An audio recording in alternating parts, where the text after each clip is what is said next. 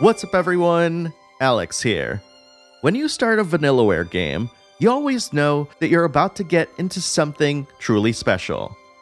Best known for their incredible action games and exquisite art direction, George Kamitani and company have risked it all with the goal of delivering some of the most exquisite gaming experiences of the past 2 decades. With GrimGrimoire OnceMore, Vanillaware is once again going back into their library to remaster and remix an underappreciated classic. However, the landscape of gaming is much different than it was back in 2007 when GrimGrimoire came out, and real-time strategy games have continued to struggle on consoles. It's in this spirit that we have to ask an important question.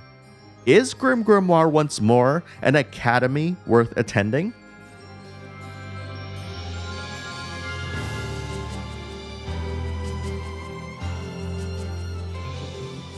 GrimGrimoire OnceMore puts you in the role of Lilith Blonde.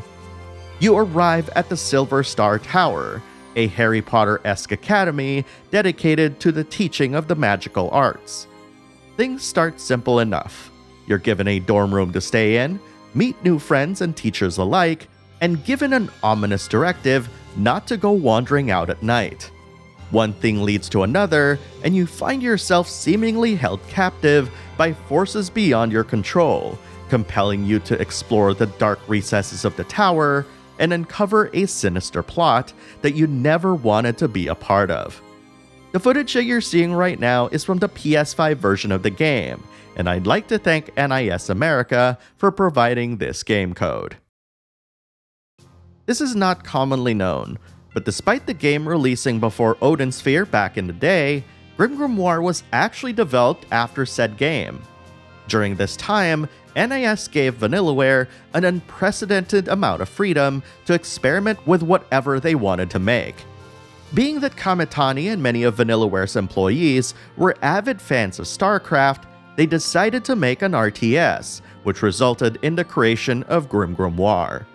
The team's experience with StarCraft informed them of ways to develop the game at a quicker pace, making smart decisions that directly affected both the narrative and gameplay structure of GrimGrimoire, which is why it got released before Odin Sphere. I consider myself a pretty seasoned RTS player, having played a range of classics such as Dune and Command & Conquer, to more contemporary fare like Company of Heroes and Total War, all easily accessible within a few mouse clicks or a keyboard press or two. GrimGrimoire is played entirely on a controller, so if you're used to mouse and keyboard controls, there's gonna be a ton of unlearning and relearning to do here. What separates GrimGrimoire from other RTS games, however, is that upon selecting any unit or building, time will be paused. This is done to help out console players who may feel frazzled by the real-time nature of the gameplay, and this also allows players to fine-tune selections as well. Optionally, you can also make time move faster, which is similar to some other PC park sim games. So instead of drawing a box around units you want selected, GrimGrimoire has you pressing different D-pad directions to select units. D-pad up, for instance, cycles through all units of a specific type that's on screen. D-pad left and right cycles through a specific unit or building towards the direction pressed, based on the relative location of the cursor. And D-pad down selects all of the units on screen. You can also highlight units or buildings with your cursor and press and hold a button to select an object or objects on screen. Once selected, you can use the left and right bumpers to cycle through different actions. You have 3 levels of zoom, which help you fine-tune your selections using the options I mentioned, but you cannot move the camera outside of the boundaries of the level. The missions in GrimGrimoire are quite varied, ranging from survival missions asking you to fend off enemies for a set period of time to eliminating other bases. While these missions might seem typical fare, the side-scroller presentation helps enhance the scale of some of the foes you encounter, making the stakes feel higher and enemies feel more intimidating as a result. What complicates all of this are the different types of magic books that you can use to build or enhance new units and building types, which have their own upgradable skill tree and superpower that's unique to this version of GrimGrimoire. There's only one primary resource in the game in the form of mana, which can be mined from crystals scattered around the stage. These crystals aren't an infinite resource, so you can't just spend your money willy-nilly, especially since you can't sell buildings or units until you buy a specific skill.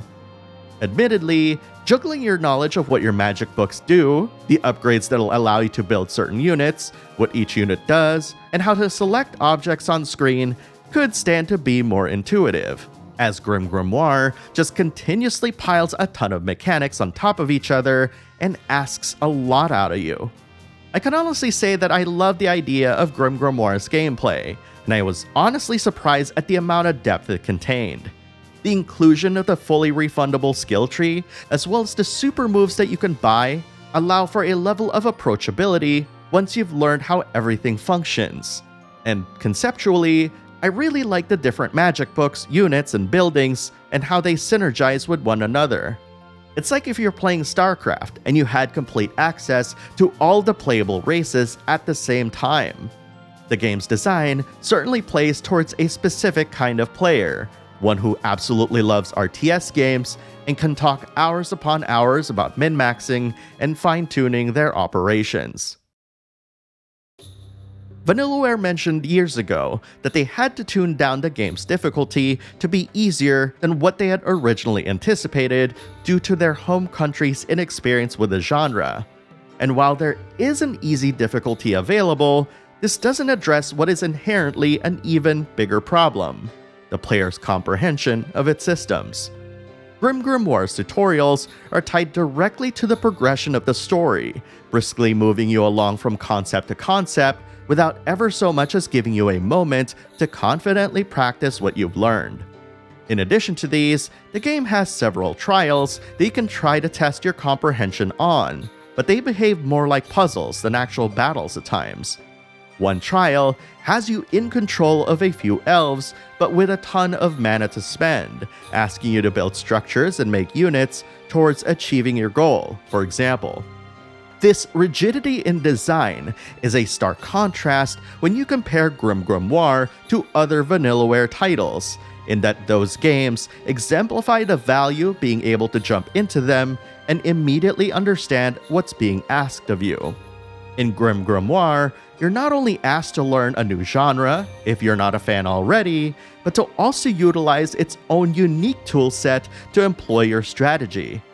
It's kinda like playing a platformer and being told to press the start button to jump as opposed to the bottommost face button. There have been times during my playthrough where I thought to myself, well, what if GrimGrimoire had a pause feature that you could just start and stop at any time? Or what if GrimGrimoire had a traditional bounding box selection tool and the like? And I had to ask myself why I was asking these questions to begin with. I immediately came to the conclusion that since GrimGrimoire was released in 2007, plenty of other developers had developed even better ways to command and conquer, no pun intended, that makes OnceMore feel like a relic of the past.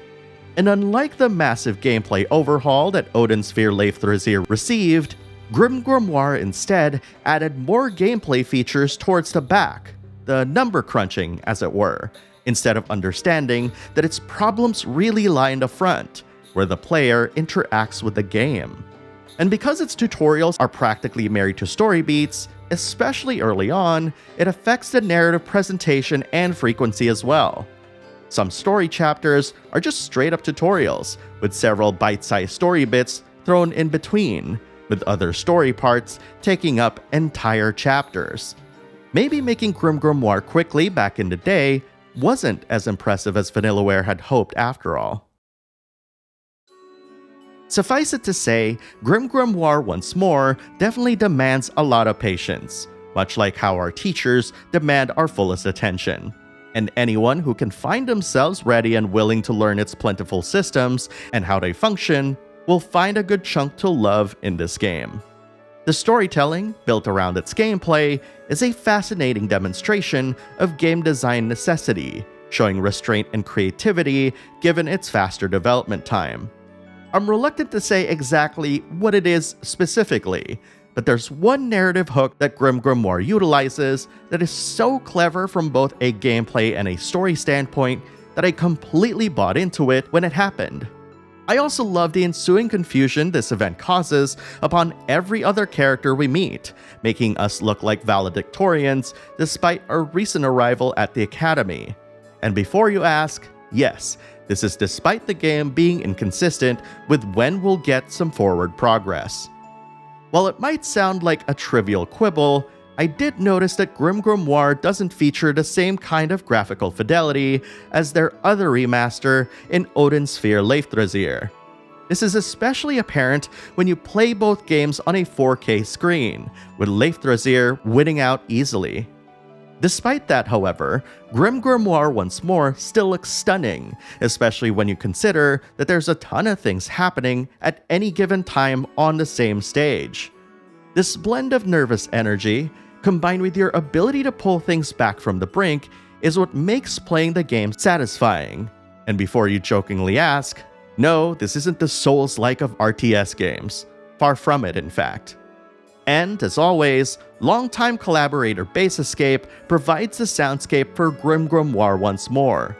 Hitoshi Sakimoto and company did a fantastic job of capturing the subtle nuances of being a student in a magical academy with their music, adding in some mischievous notes that hint at what lies beyond.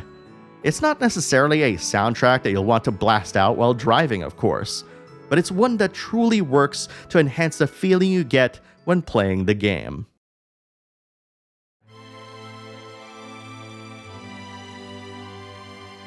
From its very first reveal, GrimGrimoire OnceMore had to be more than just a prettifying of the 2007 classic, so I was surprised to find out that they didn't go to the same lengths to enhance it when compared to their work on Odin Sphere Leifthrazir. It's because of this realization that my experience of the game is tempered at best, given what the studio is capable of. I'm actually glad that there's a demo available for anyone curious to play this game, and your experience of the demo will accurately represent the first few hours of the full version, which can immediately tell you whether this game is right for you or not. But this isn't to say that GrimGrimoire OnceMore won't have its fans, as anyone who loves trying to master various interconnected systems and looking for a relatively deep and challenging time will have lots to enjoy here. And a bonus, of course, is that its story is pretty entertaining, and its presentations still up to a higher standard than other games. Ultimately, I'm happy that I got a chance to play GrimGrimoire OnceMore, and I'm doubly happy to know that even more people will get an opportunity to discover a different side to Vanillaware.